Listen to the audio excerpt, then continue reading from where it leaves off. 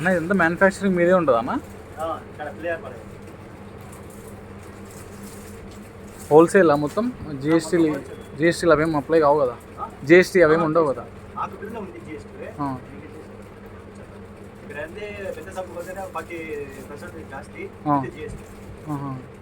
అంటే మీరే చేస్తారు కాబట్టి ఇక్కడ రీజనబుల్ అమౌంట్.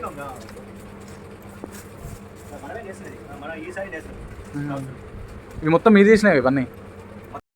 కాంచీపురం శారీస్ అంటే చాలా ఫేమస్, మనందరికి తెలుసు. అవి ఎక్కడే మ్యానుఫ్యాక్చర్ అవుతాయి కాబట్టి మనకి ఇక్కడ తక్కువలో కూడా దొరుకుతాయి అనమాట. ఇక్కడ మనం చూస్తున్నాం కదా, ఇతనే ఆ బ్రో షాప్ ఓనరు. ఆయనే తయారు చేశారంట ఆ శారీస్ కూడా. వాళ్ళకి గోదాన్ ఉంటుందంట. సో ది షాప్లో ఉన్న ప్రతి శారీ వాళ్ళనే ఇచ్చింది అనమాట. సో మనకు ఇక్కడ 1500 స్టార్టింగ్ ఉన్నాయి. కాటన్ శారీస్ అయితే 1000 నుంచి అట్లా స్టార్టింగ్ ఉన్నాయి అనమాట. చీరను బట్టి కాస్ట్ ఉంటుంది.